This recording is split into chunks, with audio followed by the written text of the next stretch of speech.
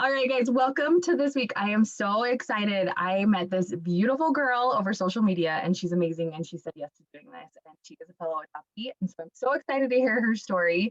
Her name is Marissa. We haven't been friends very long on social media, but she's amazing. She's just killing life, and I'm so excited for you guys to learn from her and to hear her story. So I will go ahead and turn the time over to her. Hi, I'm Marissa. So I was born and raised in Des Moines, Iowa. I was actually adopted at 9 months old. So I don't remember too much, but I'm 21 now. So my adoptive parents actually had 4 biological kids of their own. So we definitely grew up in a huge family. And they also adopted 2 of my siblings with me. So there is quite a bit of us. They started out doing foster care. So they originally did foster care for my brother and sister. And they were about, I want to say like 3 and 4. And then they were asked if they wanted to do foster care for me. And the way my mom puts it, she said by the time it was ready for us to go back, they could not let go. So, and I absolutely love them to death. I couldn't imagine where I would be today without them, or if I aged out of foster care, I'm sure my life would look much different. So I am very thankful. My husband and I actually we've been trying to conceive for about 2 years now, but I would say foster care and adoption is definitely not out of the picture for us, just from my past experiences and being able to grow up in an amazing family. That's definitely something we want to do in the future. So it's been fun. No, that's awesome. So are you guys all, I know this is a weird question. Are you guys all the same race? Like, I know you and your siblings, your 2 siblings, but like your other, like your bio or your adoptive family as well. Are your parents? Yeah. Actually, no. So my family is very white, as I like to put it. And it was different growing up, like in school and stuff, when my mom would come for like parent volunteer day and different things like that. I just remember so well. The kids would always be like, "Wow, that's your mom," and and then my dad would come in and they were just so confused. But it was so neat because my mom would always just be like, she said, "You don't have to be blood to be family," and we are her parents. This is our daughter. And so I just remember, like, I have taken that with me everywhere. You don't have to be blood to be family. So definitely, I've loved every step of the way, and I absolutely love my family. They're very dear to me. So I love that. And seriously, every single like adoptee or adoptive mom that I've spoken to has said the exact same thing. They do nothing but instill in that child that you are mine. It does not matter the color of our skin, you are mine. And I think that's so great. Did your parents anytime, because I mean, there's 3 of you, right? You and your brother and your sister. Did they get any like backlash or anything like that because you guys were a different race where you guys are at? Not so much, honestly, no. And I think it did help that they started out with us when we were super young, so that everyone they knew and everybody else in the family kind of just got used to that. But yeah, obviously that was something they didn't really have to tell us, was like, "Hey, you're adopted," because you could just obviously tell. So I think that did make it a little easier. We just knew from the get-go, like, okay, something's up. But yeah, I don't think they received much backlash, if any at all. So that's good. That is good. How about like, have you guys ever felt different from your family? I mean, I can obviously, by the way that you're talking about your family, I know that answer, but I want you to expand on that. Like with your siblings that are biologically theirs, and then how do you feel? How does the family function feel? Yeah, I mean, it's pretty normal to me. Like I said, I think it's just because that's what I grew up with.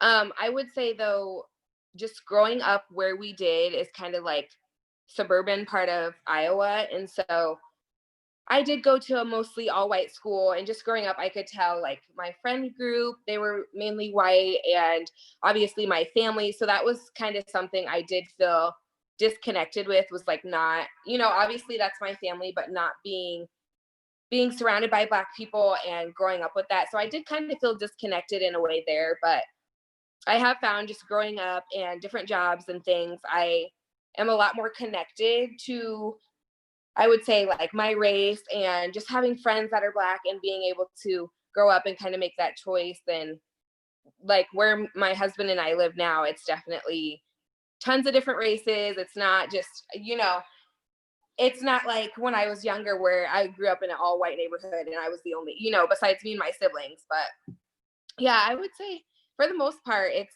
I think just growing up with them at a young age made it come pretty natural. So, No, that's awesome.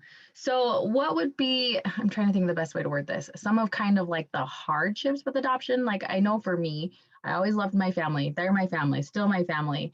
But there was also that unknown of that there might be people out there that look like me. So maybe kind of anything mhm. you can think of there. Yeah. I mean, the way our story kind of works is we weren't allowed to contact our birth parents until we were 18 or older. And so, like I said, my brother and sister are a few years older than me. And so, as soon as my sister turned 18, she was very excited and like, you know what, I'm going to go find our birth family. Like, this is what I've been wanting. And I will just say it was a big letdown for her.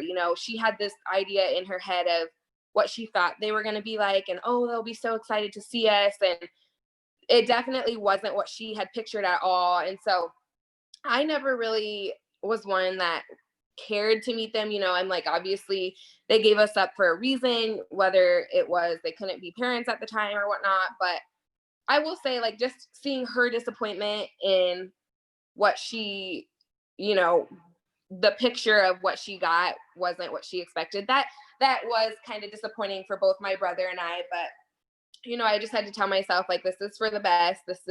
We ended up in the best possible situation. So, No, that's perfect because I think that's great because not all stories when people go to search out their birth family end up, like oh, magical yeah. and wonderful and unicorn. So that's good. You're the first one that I have heard so far of somebody who has tried to seek out that it hasn't been the best. So, I mean, and Yeah. that's, people have got to know it's just different. And that's like one of Yeah. the scariest things. Like when I went to go seek out my birth mom, that was my scariest thing is the rejection part. Like she gave me Right. up for a reason. Would she want me? So yeah, that's tough. Oh, that's tough.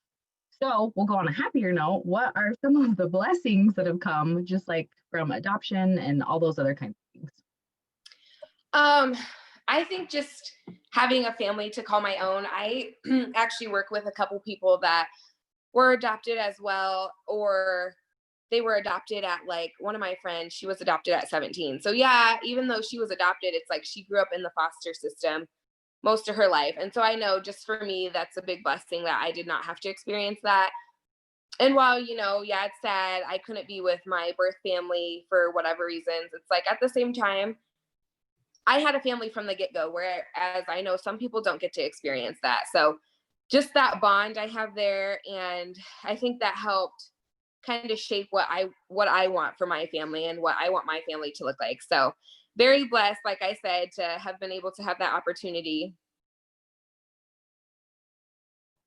Sorry, I couldn't unmute myself there for a sec. um, so what I'm trying to think with you, it's a little bit different. What advice would you still give somebody maybe looking for a birth family or just adoption? What advice would you say about adoption overall?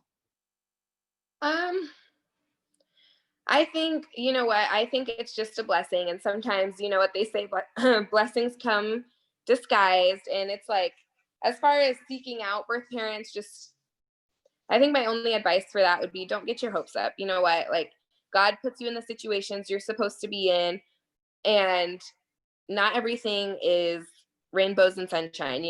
And once I told myself that, I think that definitely helped with when I was let down from what we got to see. I think just telling myself ahead of time, like, you know what, I'm exactly where I'm supposed to be.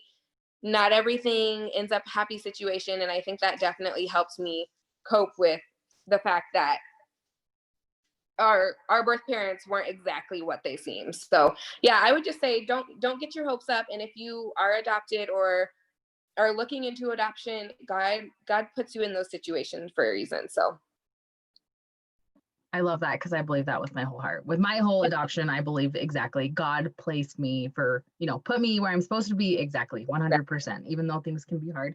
Yes, I love it. I love it. So, well, thank you seriously so much for taking some time out of your day to do this with me. I am yeah, like, oh, I've loved getting to know you better than just, I mean, I know for we're still sure. behind a screen, but still it's like face to face, which I love. So seriously, thank you so much. And I appreciate it. And I am just excited to get to know you more and to watch you with your journey of either adopting or however you're going to bring beautiful babies to your family. I'm so excited. Definitely. Well, thank you for taking the time out to interview me. I cannot wait to watch all the other videos and just see your little journey on this. I think it is so cool. So thank Yay. you. Well, thank you for being a part of it.